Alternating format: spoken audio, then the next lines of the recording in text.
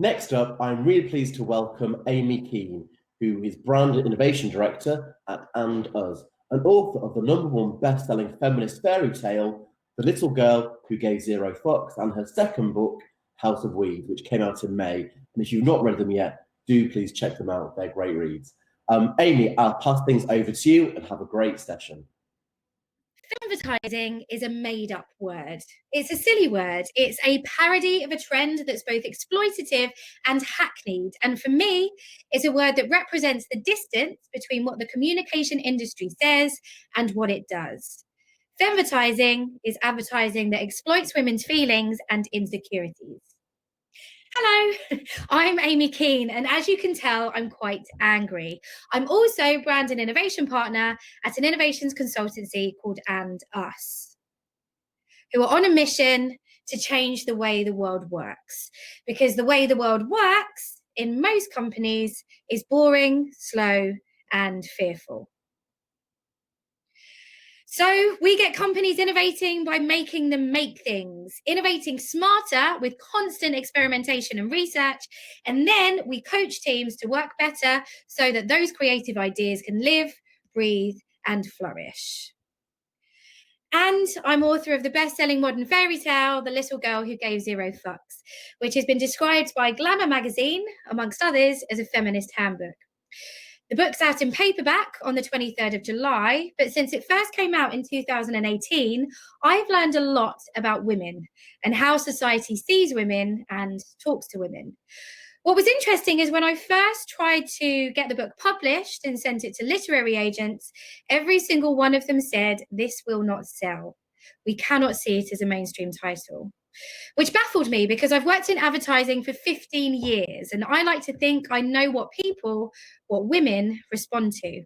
But the reality is advertising still exists within a patriarchal bubble that sees women as money, not humans. Of course, most consumer purchasing is done by women. They represent on average between 70 and 80% of spending. Yet I can't shake the feeling that despite their great contributions to the economy, so few brands treat women as three-dimensional, interesting, funny, varied, non-gullible entities, because the industry is laden with too many assumptions about what women want. This is a quote from a male creative director I worked with a couple of years ago on a brief for a charity. In response to an idea to celebrate the charity's female founder, who had launched the organization 100 years prior, he said, "Great, feminism is really on trend right now." Feminism is really on trend right now. This trend is something the Canadian agency St. John have noticed and run with. They actually coined the term femvertising as a piss take 5 years ago, and ever since have been showing us how it works with parody experiential, so close to reality, it's almost not funny.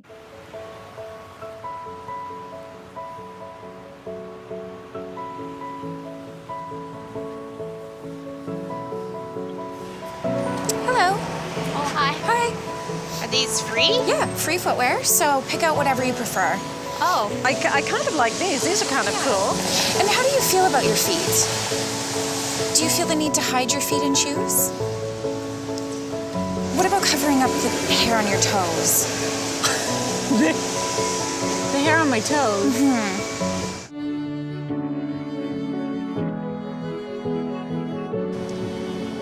Isn't it time you started believing your feet are beautiful?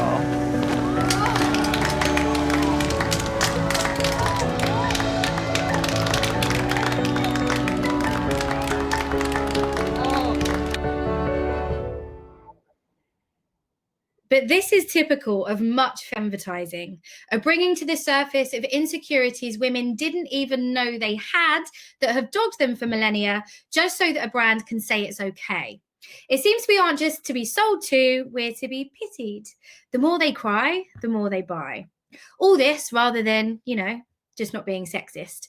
But herein lies the problem. Many brands believe that instead of being cool, they need grand gestures, because women love grand gestures. The rose petals on our bedroom floor, the airport dash, a kiss in the rain, and a name change.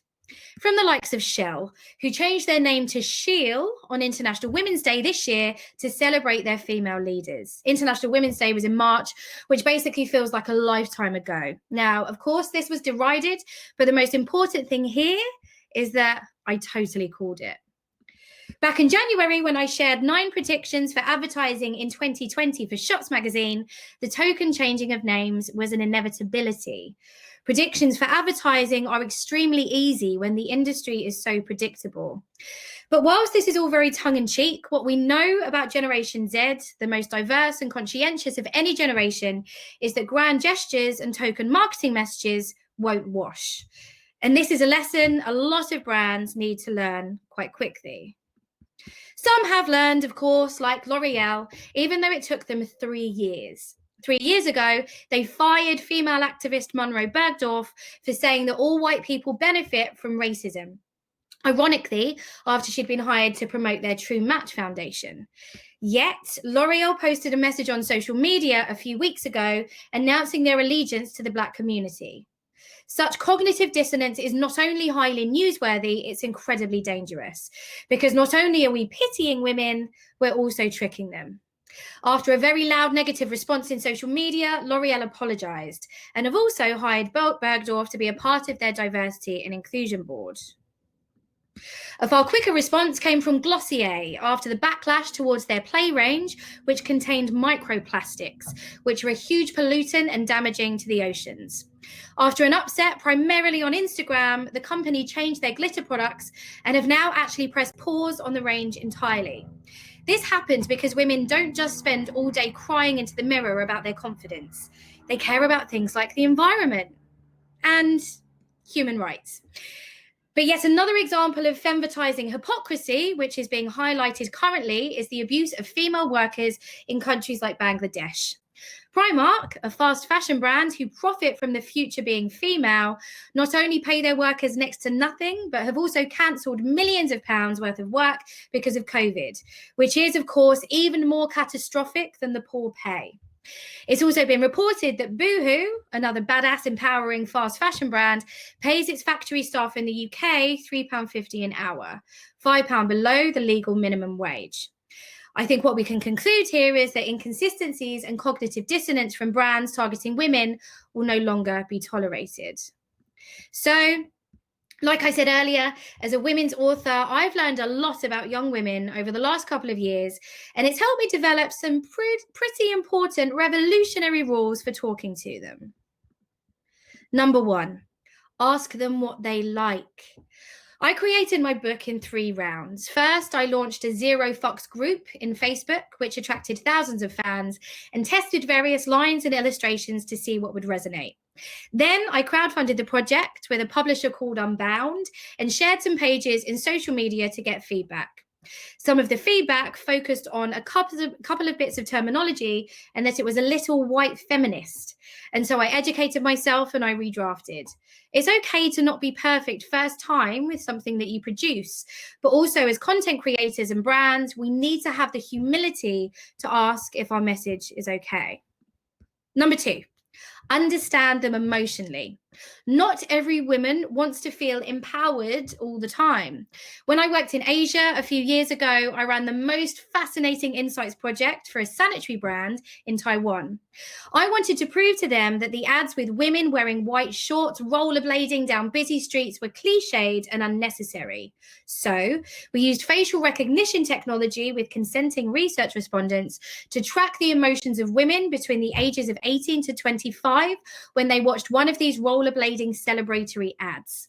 The results were enlightening because what we found from reading women's faces watching these ads was a general combination of boredom, disgust, and disbelief, until one all-important scene that generated surprise and positivity. The product demonstration scene, the important bit, decades of hyperbolic skydives, and the one thing women wanted to know was that the bloody thing worked. And of course, well done to Bodyform for walking the walk and using red liquid, like blood, in their ads, thus proving that something that happens to most women every month is not offensive. Number 3, Don't patronize them, which was a big mistake made by NatWest and Stylist magazine. With a big campaign and open letter, they apologized for patronizing women with complicated money talk. They had men in suits saying sorry at every major train station in London, thus patronizing women even further. Once again, the grand gestures fell flat.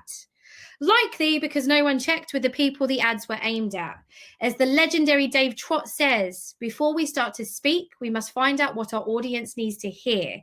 Then we must talk to them in their language. Otherwise, we're just talking to ourselves. I guess if you're really sorry about patronizing women, just don't patronize them. Brands need to look to the openness and honesty and irreverence of young activists and artists like Florence Given, who talk to women on their terms. Given makes women feel empowered, not because she uses the word empowerment every 5 seconds, but because what she says just is. Number 4, do not define women in terms of their primary role within the patriarchy, which is to care and reproduce. One of the biggest crimes of advertisers is to talk about mums. We're targeting mums. What do mums like? What are mums' lives filled with? This needs to stop. In the last couple of years, Mothercare have completely changed their approach to advertising, moving from the Anne Boleyn effect, essentially just chopping off women's heads in ads, to presenting them as humans. And finally, I'd be missing a trick if I didn't discuss aging at a youth conference. This, for me, is the biggest fix the advertising industry needs to make, and we all need to support a shift towards celebrating women regardless of their generation. It's all our responsibility to fix this. Last year, Sephora closed down every store for an hour so that all employees could undergo diversity training, which included how to cater for women of all ages. Now, one might suggest that more than an hour is needed, however, it's a positive step. The days when young women are taught to fear getting older and older women become invisible after the age of 35 need to be over. Believe me, age is not the best way to target individuals. Plus, the older I get, the more likely I am to have money to buy expensive lipsticks. Because being inclusive and being modern, being empowering, doesn't just mean telling women to kick ass and be confident or saying you're sorry. It means giving everyone a voice. And there are fewer, more wonderful voices than the colourful legend that is Baddie Winkle, a true star and fashion guru who inspires women every day just by living brightly. And kudos to Incredible Cosmetics for recognising this and smashing it with an iconic collection. I think this says it all. If you want to talk to women better, if you want to sell to them, don't suffocate it with cheese. Don't put any plasters off. Don't say you're empowering. Don't overthink it. Look at what they love, not what you'd love to sell. It's really very simple. Just be good, like Baddie, and put the femvertising to one side. Thank you.